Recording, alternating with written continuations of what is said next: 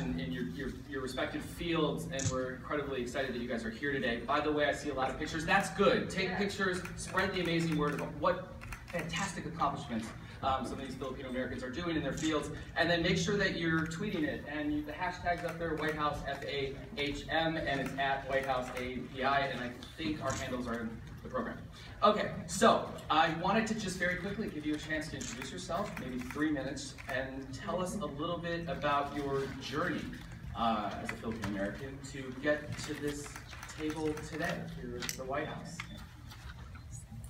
Chef.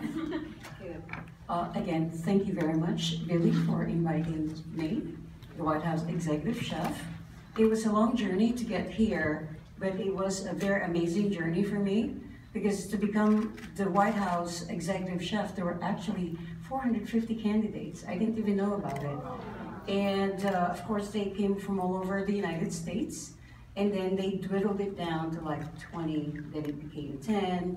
You know, to make it very simplistic, it became 3, and we had a cook-off, and voila, here I am. That would make an amazing reality show. Why are we doing this? Well, not now, because we wanted to keep the job as many presidents as possible.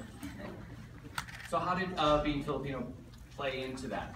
Was there anything that sort of... I think like being Filipino, there's a lot of innate characteristics in me that we've been kind of being passed on by my mother and my father. My father was an educator, so he very much insisted from very young age that education is very important, so we always have to make sure that everybody studied and studied well. Mom was a great cook, by the way, and that's where I got my cooking from. And I watched growing up how they dealt with each other and how the community, being a part of this whole extended family of Filipinos, have really strengthened us as a community and family. I think that has a lot to do with it. Nice. Mr. Apple. By the way, everyone, you'll be able to ask questions as well. You can write them on the cards that we were passing out earlier, and tweet us. Tweet me at it, or the White House at White House API with hashtag, and we will answer your questions. Cool. Go ahead. First of all, good afternoon. Good afternoon. Magandang hapon po sa inyo lahat. And on my journey on the way here, I didn't know Barong goes well with DC.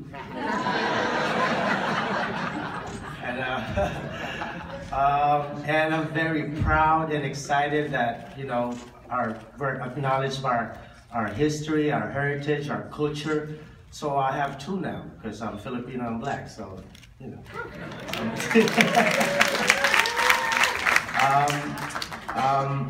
I was born in Philippines, in a small town, a small province called Sapang Bato in Angeles City.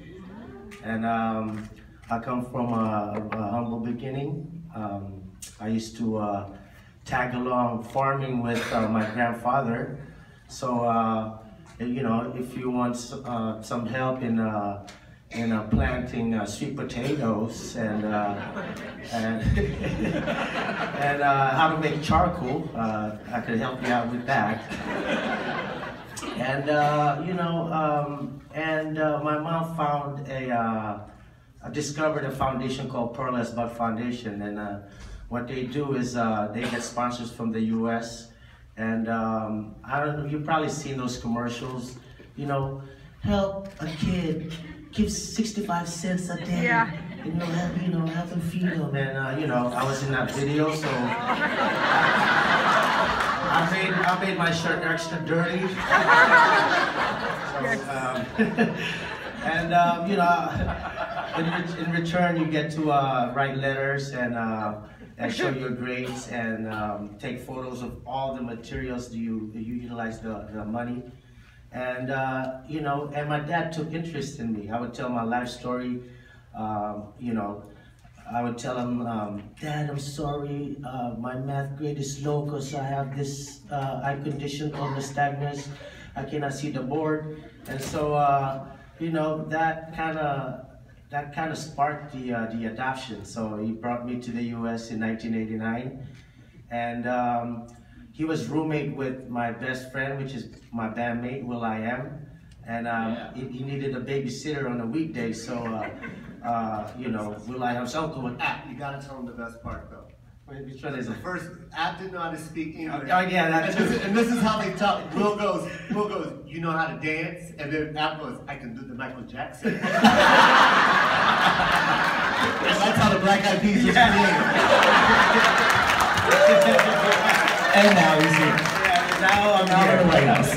So, That's a true story, by the way. that is a true story, you know. Will's like, you know, he looked at me like I was from the jungle. He's like, you're from the Philippines? What do you do there?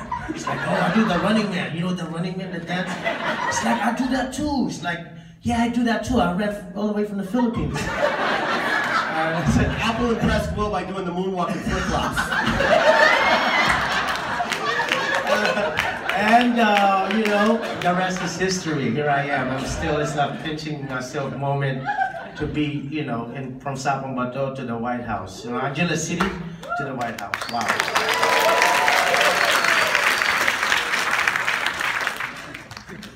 Hi everybody, how are you? I'm Cassandra Ventura. Most people know me as Cassie.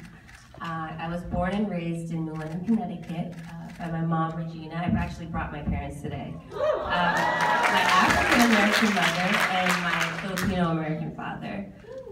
So we're so proud to be here. This is amazing. This is my first time in the White House, so I'm pinching myself too, freaking out. I started off as a model, but you know, I found it hard growing up in Connecticut.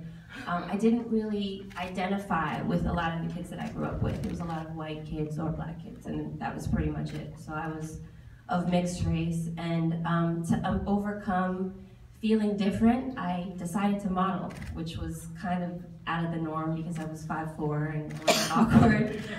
But it all worked out, and after I graduated high school, I moved to New York and I pursued modeling, and from there, I started recording music because I studied musical theater and dance in high school. So from there, I created music and I continued to model. And I'm relocating. I was told not to say that I'm moving because I'm not moving. I'm relocating to South Africa, to Cape Town, as of next week to do my second film this year. So I'm acting, singing, dancing, trying to do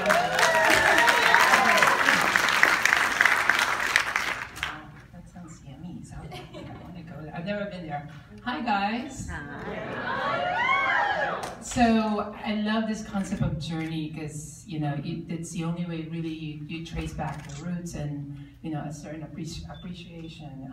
For me, I was born and raised in a little esquinita, in a little alley in Guadalupe, Nuevo Makati City. And if you are not familiar with the culture of the Philippines, we had this fiesta celebrations that happens in the Philippines, right? Where we celebrate, birthday of a saint. So where I'm from, we have this culture of celebrating Nuestra Señora de Guadalupe. And during those celebrations, there would be singing contests, dance contests, and transgender beauty pageants. So that's where it started. I remember when I was 5 years old when, I was obviously, I was assigned boy at birth. And at 5 years old, I would always wear this t-shirt on my head or blankets. And my mom asked me, how come you always do that? I said, Mom, this is my hair, I'm a girl. So that was like the early moments where I really felt like this is who I am. And because there is a point of reference in our culture in the Philippines of those transgender beauty pageants, it wasn't like a new thing for my mom. Like we could pinpoint, like, of course, that's who she is. It's funny, I owe so much to that culture of transgender beauty pageants in the Philippines. It was my second family, and it was my first job. I was discovered by a transgender beauty pageant manager in the Philippines, and I traveled all over the Philippines. I joined beauty pageants where it's literally the back of the truck, or like in a little rice field in Pangasinan, or like when it rains, someone will be fighting in front of us in Batangas with balisong, All of those things I've experienced, but I would also join transgender beauty pageants on national television because it's part of our culture.